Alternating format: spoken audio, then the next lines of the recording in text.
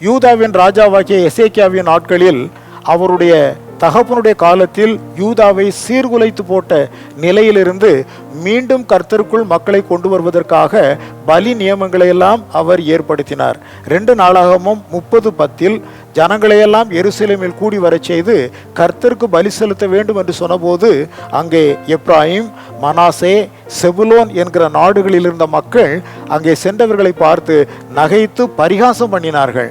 ஆனால் அதே சமயத்தில் அடுத்த வாக்கியத்திலே 11வது வாக்கியத்திலே நாம் காண்கிற போது அங்கேயும் சிலர் மனத்தாழ்மையாக அந்த வார்த்தைகளை ஏற்றுக்கொண்டு எருசலேமுக்கு கடந்து வந்தார்கள். 26ஆம் வசனத்திலே கூறியுள்ளது போல கர்த்தருடைய சித்தம் அங்கே நிறைவேறிற்று. ஆகையினால் நம்முடைய வாழ்வில் நாம் காரியங்களை செயலாற்ற முனைகின்ற போது அநேக பரிகாசங்கள், நகைப்புகள் வரலாம்.